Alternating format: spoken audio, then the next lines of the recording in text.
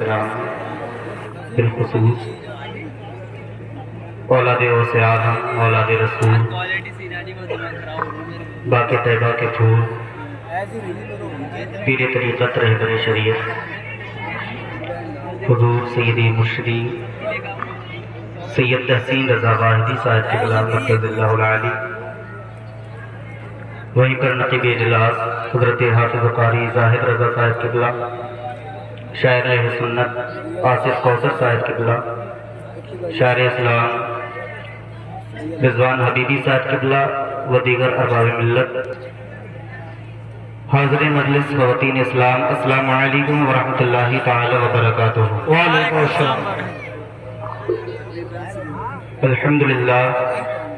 الحمدللہ رب العالمین والعاقبۃ للمتقین والصلاة والسلام علی سید المرسلین، اما بعد فاعوذ باللہ من الشیطان الرجیم، بسم اللہ الرحمن الرحیم، الا ان اولیاء اللہ لا خوف علیہم ولا هم یحزنون، صدق اللہ العظیم وصدق رسولہ النبی الامین الکریم، ونحن علی ذلک لمن الشاہدین والشاکرین والحمد للہ رب العالمین۔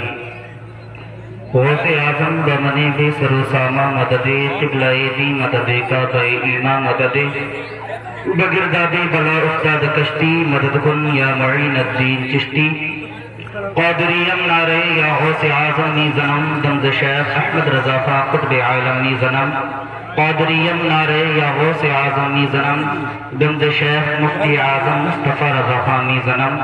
آئیے ہمارا مل کر کے سب سے پہلے گنبد خضرا میں آرام فرمانے والے آقا، لمبے لمبے ہاتھوں سے بھیک دینے والے داتا، غریبوں کے غم گسار نائب پروردگار حضور احمد مجتبی محمد مصطفیٰ صلی اللہ تعالی علیہ وسلم کی مقدس بارگاہ میں جھوم جھوم کر درود پاک پڑھ لیں۔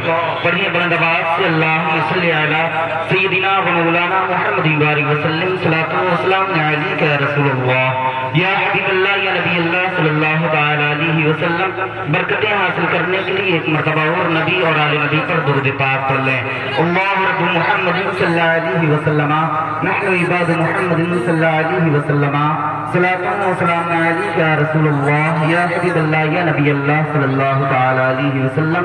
اعلیٰ حضرت فرماتے ہیں، واہ کیا مرتبہ اے غوث ہے بالا تیرا، اونچے اونچوں کے سروں سے قدم اعلیٰ تیرا، سر بھلا کیا کوئی جانے کہ ہے کیسا تیرا، اولیاء ملتے ہیں آنکھیں جو ہے طلبہ تیرا، اولیاء ملتے ہیں آنکھیں جو ہے طلبہ تیرا، اور کیا دبے جس پہ حمایت کہو بندہ تیرا، شیر کو خطرے میں لاتا نہیں کتا تیرا، اور تجھ سے در در سے سگ سب سے ہے مجھ کو نسبت، تجھ سے در در سے سگ سب سے ہے مجھ کو نسبت، میری گردن میں بھی ہے دور کا ڈورا تیرا، گردن میں بھی ہے دور کا ڈورا تیرا، اور اس نشانی کے جو سگ ہیں نہیں مارے جاتے، اس نشانی کے جو سگ ہیں نہیں مارے جاتے، حشر تک میرے گلے میں رہے پٹا تیرا، تک میرے گلے میں رہے پٹا تیرا۔ یہ محفل جو سجائی گئی ہے جشن غوث البرا کے نام سے سجائی گئی ہے، ہر سال اس محفل کو سجایا جاتا ہے واعظی کمیٹی نے، ماشاءاللہ ان سال بھی سجایا۔ مولا کریم سے دعا ہے مولا اس اجلاس اس کانفرنس کو بارے میں قبول فرمائے اور اس بستی پر اپنا خاص فضل و کرم نازل فرمائے۔ غوث اعظم کی ذکر کی محفل ہے، غوث اعظم کے حوالے سے چند منٹ کی گفتگو میں آپ سے انشاءاللہ کر کے رخصت ہو جاؤں گا۔ غوث اعظم کو اللہ رب العزت نے بڑا مقام و مرتبہ عطا فرمایا ہے، غوث اعظم کی فضیلت اللہ رب العزت نے بڑی بلند و بالا عطا فرمائی ہے، غوث اعظم کو اللہ رب العزت نے بہت عظمت عطا فرمائی ہے، غوث اعظم کو اللہ نے بڑی مرتبے عطا فرمائے ہیں۔ غوث اعظم کو اگر علم کے اعتبار سے دیکھا جائے تو اپنے وقت میں یکتا نظر آتے ہیں، غوث اعظم ولایت میں یکتا نظر آتے ہیں، غوث اعظم عمل میں یکتا نظر آتے ہیں۔ جس طرح سے غوث اعظم کو دیکھا جائے غوث اعظم تنہا نظر آتے ہیں، غوث اعظم کی تعریف کسی اور کی زبانی سنی جائے کوئی یہ کہہ سکتا ہے وہ اپنی پہچان بنانے سے ہی کر رہا ہے، آئے غوث اعظم کی تعریف غوث اعظم سے ہی سنتے ہیں۔ غوث اعظم فرماتے ہیں، سقانی الحق کاسات الوصالی فقلت لخمستی نحوی تعالی، فرماتے ہیں غوث اعظم کہ اللہ رب العزت نے مجھے جام معرفت عطا فرمایا۔ یہ معرفت کا جام وہ جام ہوا کرتا ہے جس کو پینے کے بعد انسان بڑے مرتبے کو پہنچ جایا کرتا ہے۔ غوث اعظم فرماتے کہ اللہ رب العزت نے مجھے معرفت کا جام عطا فرمایا۔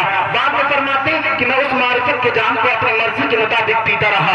غوث اعظم فرماتے ہیں اس جام کو پیتا رہا یہاں تک کہ جب میری اچھا جب میرا من اس وہ جام سے بھر گیا. بھرنے کے بعد میں نے اس جام کو اپنے لبوں سے ہٹایا اور وہ معرفت کا جام جیسے ہی میں نے اپنے لبوں سے ہٹایا اللہ رب العزت نے اس بچے ہوئے معرفت کے جام کو تمام اولیاء کرام نے تقسیم فرما دیا. تمام اولیاء کرام کو اس معرفت کے جام کو پلا دیا. معلوم یہ ہوا غوث اعظم بتانا یہ چاہتے ہیں کہ اے میرے غلاموں سنو معرفت کا جام اللہ نے پہلے مجھے عطا فرمایا ہے بعد میں جنید بغدادی کو عطا فرمایا ہے. اللہ رب العزت نے معرفت کا جام پہلے مجھے عطا فرمایا ہے بعد میں خواجہ غریب نواز کو عطا فرمایا ہے. اللہ رب العزت نے معرفت کا جام پہلے مجھے عطا فرمایا ہے بعد میں قطب المدار کو عطا فرمایا ہے. اللہ رب العزت نے معرفت کا جام پہلے مجھے عطا فرمایا ہے بعد میں صابر پاک طیبی کو عطا فرمایا ہے.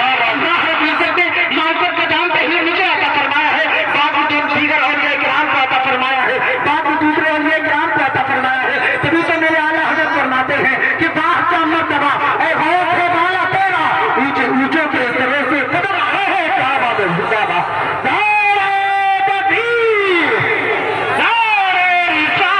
اپنے ہاتھوں کے نبی میں جھنڈا ہاتھ ملا کر بولیے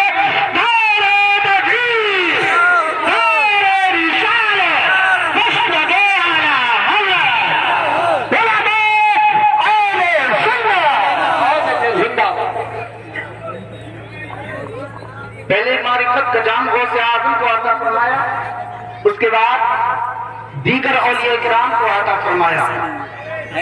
یہ تو ولایت کے حوالے سے ہے. اس کے علاوہ ہم اور آپ آج غوث اعظم کی اس محفل میں بیٹھے ہیں. غوث اعظم کی اس ذکر کی محفل میں بیٹھے ہیں. غوث اعظم سے ہم اور آپ مدد طلب کرتے ہیں اور غوث اعظم ہماری مدد کو ہماری التجا کو قبول بھی فرماتے ہیں.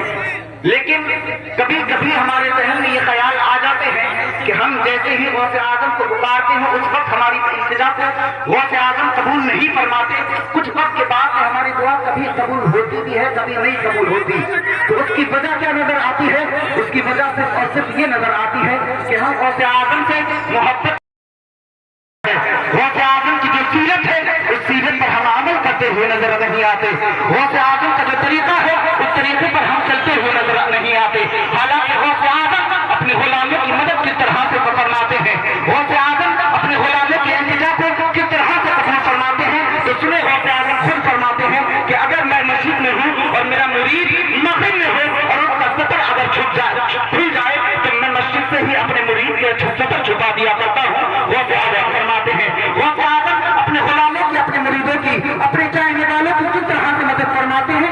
آئے آخری بات آخری قصہ آپ کی بارگاہ میں سنا کر کے مرست ہوتا ہوں. ایک بزرگ ہے جن کو حضرت ابو معالی کہا جاتا ہے. حضرت ابو معالی یہ اس وقت کے بہت بڑے بزرگ تھے بہت طائف کے ولی تھے. حضرت ابو معالی غوث اعظم رضی اللہ تعالیٰ عنہ کا خطاب سننے کے لیے حاضر ہوتے ہیں.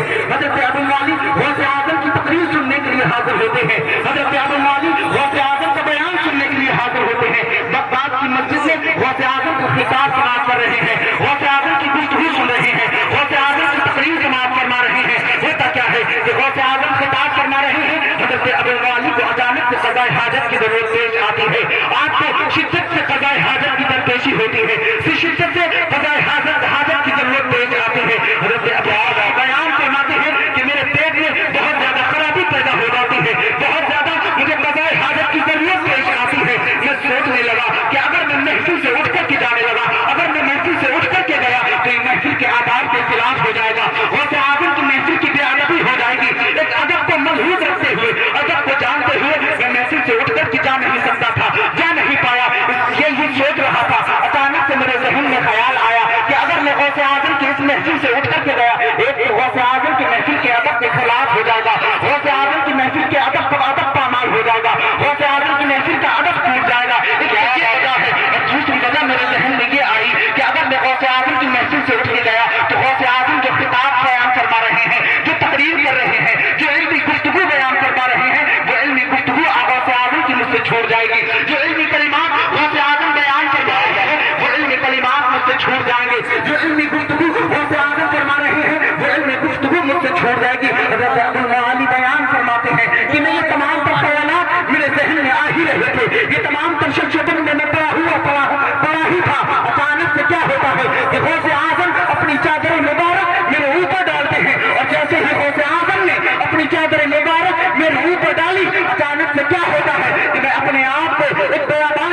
में कहा है हालत के दरमियान में होता हूँ, मैं अपने आप को पेड़ बूटे एक जंगल के अंदर पाता हूँ। हज़रत अब्दुल माली बयान फरमाते हैं कि मैंने जैसे ही अपने आप को एक जंगल में देखा, मैंने जैसे ही अपने आप को पहाड़ियों के बीच में देखा, मैंने जैसे ही अपने आप को पहाड़ियों के दरमियान में देखा, जंगल में देखा, वन में देखा, मेरे दिल में ख्याल आया कि अब्दुल माली जब जंगल में आ ही गए हो और तुम्हें क़ज़ाए हाजत की जरूरत है तो क्यों ना क़ज़ाए हाजत से फारिग हो जाओ, क्यों ना अपनी परेशानी से जो शिद्दत में क़ज़ाए हाजत की हो रही है उससे फरागत हासिल कर लो। हज़रत अब्दुल माली बयान फरमाते हैं मेरे पास में एक चादरी का गुच्छा था, उस चादरी के गुच्छे को मैंने पेड़ पर टांग दिया, पेड़ पर टांगने के बाद मैं क़ज़ाए हाजत से फारिग हुआ, फारिग होने के बाद बराबर में ही दरिया था, उस दरिया में जाकर के मैंने वुज़ू किया, वुज़ू करने के बाद जैसे ही मैं वुज़ू से फारिग हुआ अचानक से मेरे दिल में ख्याल आया कि क्यों ना अब्दुल माली जब क़ज़ाए हाजत से फारिग हो चुके हो, वुज़ू भी कर ही लिया है तो क्यों ना 2 रकात तहियतुल वुज़ू भी अदा कर लो,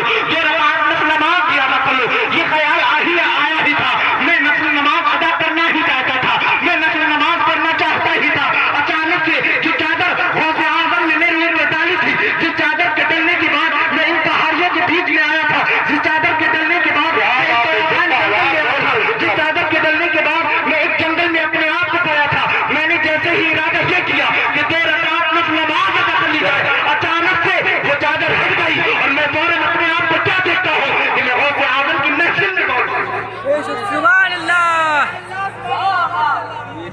मैं गौसे आज़म की महफिल में मौजूद हूँ।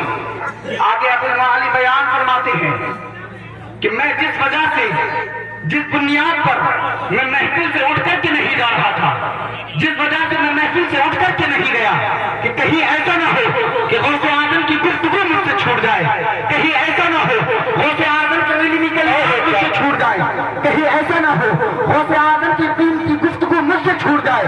जिस बुनियाद पर, जिस वजह से मैंने उस महफिल को नहीं छोड़ा था और जब मैंने दोबारा से गौसे आज़म की मजलिस में अपने आप को पाया तो कसम खुदा की गौसे आज़म जो कलिमात, जो इल्मी गुफ्तगू उस वक्त बयान फरमा रहे थे, जिस वक्त मेरे ऊपर चादर डाली थी, जो गुफ्तगू गौसे आज़म उस वक्त कर रहे थे, जो इल्मी कलिमात गौसे आज़म उस वक्त बयान फरमा रहे थे, जो अल्फाज उस वक्त थे, जो लफ्ज़ गौसे आज़म का हकीकत था, जैसे ही महफिल में दोबारा हाथ हुआ कसम खुदा की वही अल्फाज, वही लफ्ज़, वही इल्मी कलिमात, वही इल्मी गुफ्तगू गौसे आज़म भी बयान फरमा रहे थे।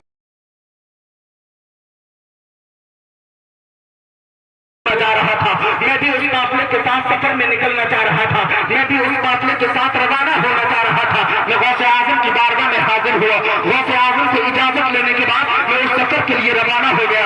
रवाना होने के बाद मैं चलता रहा, अचानक से एक ऐसी जगह पर पहुंचा जिस जगह मैंने पहले कभी नहीं आया था, लेकिन जब मैं उस जगह पर पहुंचा तो वो जगह मुझे देखी हुई से नजर आ रही थी, वो जगह ऐसी महसूस हो रही थी जैसे इस जगह में पहले आ चुका हूँ। मैं इसी शिष्यपन में था कि हालांकि मैंने कभी इस तरफ का सफर नहीं किया है, इस तरफ कभी किसी फासले में आया नहीं हूँ, मगर ये सफर, ये जगह देखी हुई सी मालूम हो रही है, ये जगह देखी हुई सी नजर आ रही है। हज़रत अब्दुल माली बयान फरमाते हैं अचानक से मुझे ख्याल आया कि ये जगह तो वही है कि जब गौसे आज़म ने अपनी चादर मुबारक मेरे ऊपर डाली थी तो मैं जिस जंगल के अंदर आया था, जिन पहाड़ियों के दरमियान में आया था, ये तो वही पहाड़ी नजर आती है, ये तो वही जंगल नजर आता है। जब मैंने अपने आप, मेरे दिल में ख्याल आया कि ए अब्दुल माली जब इस जंगल में आ ही गए हो तो तुमने उस वक्त अपनी चाबियों का गुच्छा एक पेड़ पर टांगा था, क्यों ना अपनी चाबियों के गुच्छे को भी उठा लो। मैं गया और मैंने जिस पेड़ पर, जिस दरख्त पर अपनी चाबियों को गुच्छा टांगा था, उसी दरख्त पर मेरी चाबियों का गुच्छा टंगा हुआ था, उसी दरख्त पर मेरी चाबियों का गुच्छा था। मैंने अपनी चाबियों का गुच्छा उठाया, उठाने के बाद रखे मैं सफर के लिए आगे रवाना हो गया।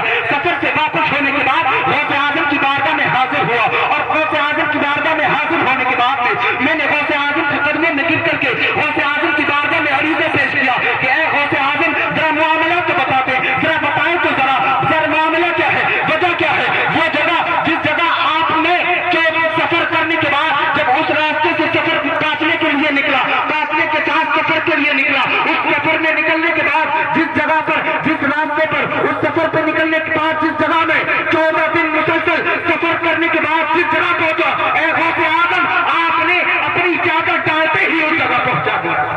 ऐसा क्या बात है, बहुत अच्छे, जिंदाबाद। अल्लाह रब्बुल इज्जत ने गौसे आज़म को अता फरमाया है। کہ غوث اعظم اپنے غلاموں کی فریاد کو کس طرح سے سن لیتے ہیں اور کس طرح سے ان کی مدد فرماتے ہیں. بس وجہ یہ ہے کہ غوث اعظم سے مانگنے کے لیے غوث اعظم کے طریقے پر عمل کرنا ہوگا. اور غوث اعظم کا طریقہ کیا ہے؟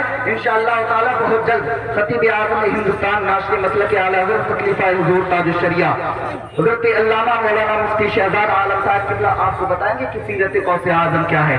مولا کریم سے دعا ہے کہ میرے بولنے میں اور آپ کے سننے میں جس طرح سے بھی لغزشات ہوئی ہوں مولا ان کو معاف فرمائے. استغفر اللہ رب من کل ذنب واتوب الیہ وآخر دعوانا ان الحمد للہ رب العالمین. السلام علیکم ورحمۃ اللہ وبرکاتہ.